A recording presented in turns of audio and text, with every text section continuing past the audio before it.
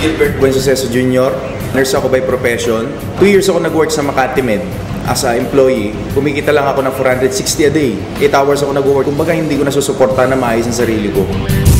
4-year course ko, tinapos ko ng 10 taon. Bali, nag-stop kasi ako nung 4th year college ako. So, napag-isipan ko nang magnegosyo na rin.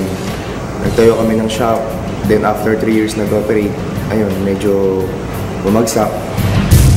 20 years old ako nung nakagraduate ako. So, that time, super excited ako eh. Marami akong plano nung time na yon. Gusto kong mga ibang bansa, gusto kong magnegosyo. Halos lahat ng opportunity sinusunggaban ko. So, before nag-work ako sa Laos Group, under Ford brand naman sa Pampanga as sales executive. Siyempre sa pagiging employed, dumadating din sa time na nakapagod din, diba? So sabi ko, kumikita rin naman ako ng okay lang, sakto lang, pero pag kinumpit mo at the end of the day, napapalwal pa nga yung nanay ko, nanghingi pa ako, diba? Nag-work ako sa hospital for 1 year. Kumbaga kasi umaasa ako na mag-work ako sa ibang bansa. Pero ang nangyari doon, yung pag-asa ko na pumunta doon, nawala na. Dahil nga sobrang dami ng nurses. Nag-resign din ako after noon kasi ang sobrang baba talaga ng sweldo. After noon, nag-apply din ako sa bangko, naging teller din ako doon. Grabe, ang hirap palang maging teller. Ang hirap magbilang ng pera, hindi sa'yo. Na-realize ko kasi na kung habang buhay magbibilang ako ng pera, eh kailan ko bibilangan ng pera ko? I graduated from the Ateneo de Manila University last 2010. And after graduation, nag-work ako sa Singapore for 1 year.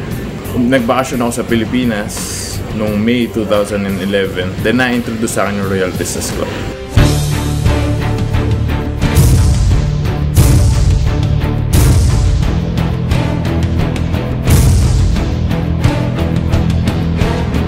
Imagine mo in 10 years time, ma-promote ka, nurse to 520, madadagdagan ng 100 ang kikitain mo.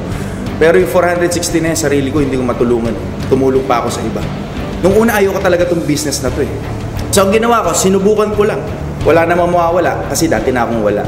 Kumbaga yun, napag-aralan ko siya, nagkaroon ako ng madaming katulong sa business na to. Na-invite ako dito ni Mr. Gilbert Buensuceso. Yan, kumbaga sa kanya nag-umpisa yung grupo namin sa totoo lang. So, birthday niya noon, invite niya ako na umattend lang. Pauwi niya galing airport ng Bangkok, tumiretso agad siya sa birthday ko. Doon ko na-meet yung mga ibang members ng Royal. May mga naka-Porsche, may mga nakagat ng sasakyan. Kumbaga nagulat siya na dati hindi ko naman nakakasama mga taong to. Natuwa ako, kumbaga talagang doon ko nakita na masaya din sa negosyong to. So nung pagpunta niya nung birthday ko, kumbaga kanya-kanyang kwentuhan sa mga success na istorya nila.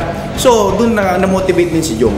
Nagkataon lang na dumating tong Royal hanggang sa, ayun, subok-subok lang. Si Kim, yung first member ko talaga eh. 20 years old ako nung nakagraduate ako. Same year din nung na-introduce sa akin yung Royal. Nakakatawa naman kasi sa ganung edad niya, nakita niya ng potential ng negosyo, tsaka medyo nag-isip negosyante na rin talaga. So yun, nag-decide siya mag-join hanggang sa pinagkulong-kulungan namin. So kumbaga right timing lang din ang nangyari eh. And then sabi ko, opportunity yun eh. So ang opportunity kasi hindi yan pinapalampas. Yung pinsan ko, si Katrina, so sabi ko sa kanya noon, magte-test drive ako ng sakyan. Kasi nag-work siya noon sa car company. Sabi niya magte-test drive siya ng Ford Fiesta. Tapos noon, nag-stop lang siya sa isang coffee shop. Isang kanto pa lang ang dumadaan, pinarada ko na. Then kinausap ko siya. Tapos pinasent niya sa akin yung business. Nung time na yun, nakita ko hindi talaga siya interesado eh. Tinry ko lang. At maganda rin kasi doon, nakita ko rin yung support naman din ni Jong. Kumbaga, consistent follow-up. Si Girlie Joy naman, nakilala ko siya dahil sa isang kaibigan din. Kinulit niya ako na pakinggan lang yung negosyo.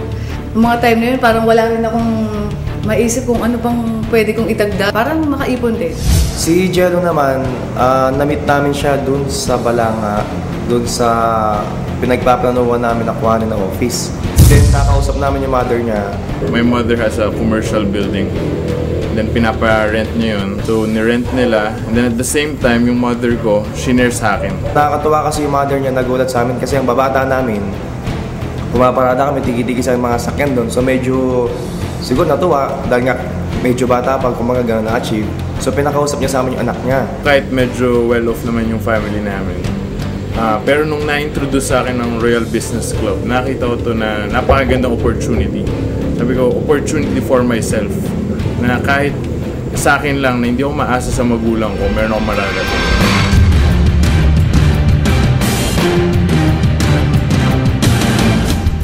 I have different options in life.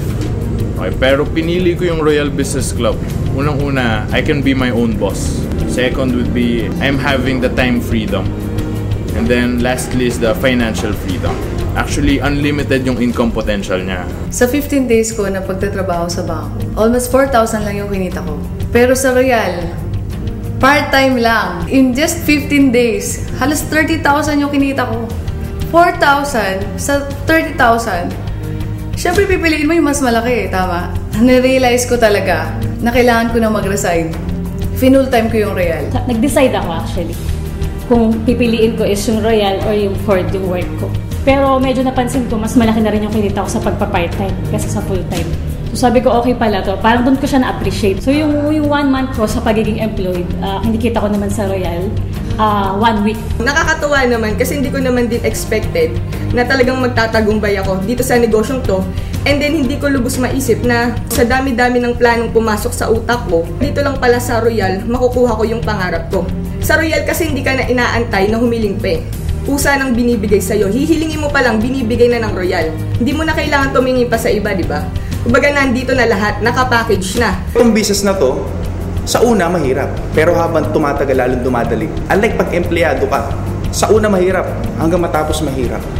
If you can see the invisible, you can do the impossible. Kumbaga dapat may vision ka. Dapat meron kang determination, dapat may goals ka sa buhay. Kasi kung wala kang goals at wala kang vision sa buhay, kontento ka lang sa buhay na kung anong meron ka ngayon. Dapat hindi ka makontento. Tandaan mo, hindi lang sarili mo ang tutulungan mo, madami kang dapat tulungan ng tao.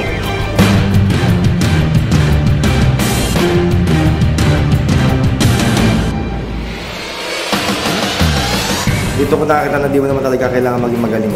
Noong una parang subok-subok lang talaga. Sinubukan ko lang kasi bagong din yan. Di ko siya linya talaga. So try lang hanggang sa... ginusto ko lang naman siya gawin. So minahal ko na yung trabaho ko. Ngayon, after 7 months ito, kumaga di ko na-expect na ito na maging resulta. Dahil na siya nakuha ko na siya pinapangarap kong sakyan. Mitsubishi Montero, 2011 model, di ba? So kumbaga masarap sa pakiramdam eh. Yung di mo yung nakakala mangyayari, posible pala talaga dito sa Royal. Sa loob ng wala pang 1 taon, lahat kami, yung mga pinapangarap namin sakyan is nabili na namin. 1 taon na ako sa Singapore. Nagtatrabaho ko doon. Pag uwi ko, hindi ako makabili ng Montero. Nabilib lang din ako bakit kaya niya. So ako na-curious lang talaga sa Royal Business Club. Pinakinggan ko, inaral ko yung business. Nakita ko talaga yung laki ng income potential. Yun ang naging motivation ko. Sabi ko, i-goal ko. In 7 months or 6 months, kaya ko rin maglabas ng sasakyan. Yun nga lang. Hindi Montero kinuha ko eh. After 6 months, I got my brand new Mitsubishi Strada. Sa loob ng 1 taon na pagpapursige ko naman din dito sa Royal, nakakatuwa kasi nakuha ko na rin yung first million ko. Dito ko rin naman nakuha yung first car ko. So sabi ko nga, kaya rin ako nag-work naman before sa car company kasi gusto ko talaga car. So sabi ko, in 3 years na pagtatrabaho ko, wala akong nabiling car, kahit gulo nga wala, diba? Kung titingnan mo, parang napaka-imposible. Kasi in less than a year, meron kang 1 million, tapos meron ka pang kotse. After 7 months of doing this business, yung pinapangarap ko na sasakyan, nabili ko na. At kung dati, nagbibilang ako ng pera ng iba, ngayon, sariling pera ko na ang binibilang ko. Marami akong nakamit na mga bagay na alam kong hindi ordinaryong nakakamit ng mga kaedad ko eh. Maaring nakukuha nila yung mga bagay na yun, pero hindi galing sa kanila. Maaring galing sa magulang nila. Pero sa akin kasi, dahil na din sa tulong ng No Fear Dream Team, nakuha ko yung pangarap ko na brand new Ford Fiesta. Less than a year na ginawa ko tong negosyong to, nag-focus lang ako, posible pala ang bagay na hindi mo maisip na makukuha mo sa maikling panahon. Nakakatuwa naman sa grupo namin dito sa No Fear Dream Team.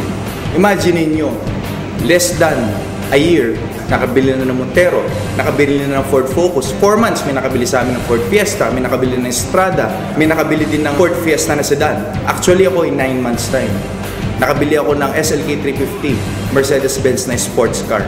Akala ko nauna na ako. Kasi 9 months time, naging millionaire circle ako. May humabol sa akin, si Katrina Jorge at saka si Jong Jorge.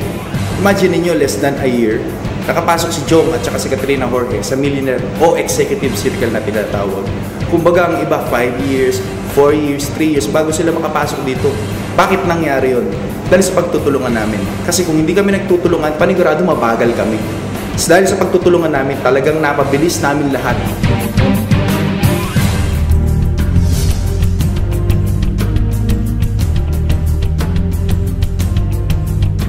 Nagpapasalamat ako sa No Fear Dream Team. Natutuwa talaga ako kasi very result-oriented. We all work as one. Hindi lang kami nag-create ng members, but we create leaders. Nagpapasalamat ako sa No Fear Dream Team kasi hindi ko naman din talaga ito magagawa mag-isa kung wala rin sila. Sabay-sabay din naman namin ginagawa yung goal namin. Isa lang din naman kaming team, isang goal lang naman din. Isa lang din yung mga gusto rin namin makamit sa buhay. So pinagtutulungan din namin yun para din naman makuha din namin siya. Kung kailangan namin ng isa't isa, hindi na namin kailangang humiling pa eh. Kasi kusa na silang tumutulong. So dito kasi may unity kami. Kumbaga, through thick and thin, nandyan ang kagrupo namin. Sobrang yung suporta nila, andyan palagi. Yung mga time na kailangan ko sila kasi nung mga nag-umpisa pa lang ako sa negosyo. Pag halimbawa may mga tao ako na gustong i-share din yung opportunity, andyan sila palagi para tulungan akong i-present yung negosyo. Dahil sa pagtutulungan namin dito sa No Fear Dream Team, nakita namin ang aming vision, ang goals namin. In less than a year, lahat kami nakakuha ng sasakyan, kumita kami ng milyon. At the same time, madami po kaming natulungan sa business na to. Nung una, hindi naman naging madali ang lahat eh. Madami rin pinagdaanan na hirap, pero dahil sa pagtutulungan ng team, kay Miss Rocky Espaldon and Mr. Gilbert Buenoseso, naging posible ang lahat. Ang mission po namin is matulungan yung mga naniwala na makuha rin nila kung ano mga nakuha namin ngayon or higitan pa. At yung mga nararamdaman namin ngayon, gusto namin iparamdam din sa kanila. Kayang-kaya lahat po yan. Basta gawin po natin tama ang sistema. Sundan po natin. Magtiwala lang po tayo sa sariling kakayahan natin. Sa taas plus royal, lahat po yan posible. Pero sa isang bagay, kami nagkakaisa. Kumbaga yung layunin namin na matulungan ang mga taong naniwala sa negosyong to. Sa bagay na yun, mas lalong tumitibay yung samahan namin eh. More than na kumikita ako, nakakatulong din ako personally and yung team namin na present yung opportunity rin sa ibang tao. Sa ganung sense, nakakatulong din kami na kumita sila at the same time, mabago yung buhay nila. Along the way, tutulungan ka nila. You must have the good learning and listening attitude. In this business, basta willing kayo, trabahuhin, basta gusto nyo, matutupad yung mga pangarap nyo. Lahat ng tao pwede gawin ang negosyo. Walang pinipili. Isa lang naman ang bagay na kailangan natin para gawin ang royal. Kailangan meron tayong mga pangarap. Kasi yung pangarap na yan, ayan yung magdadala sa atin para sa tagumpay. Para sa akin, success is not by chance. It's your choice. Naniniwala po ako na ang pagkakataon na yan ay ngayon na.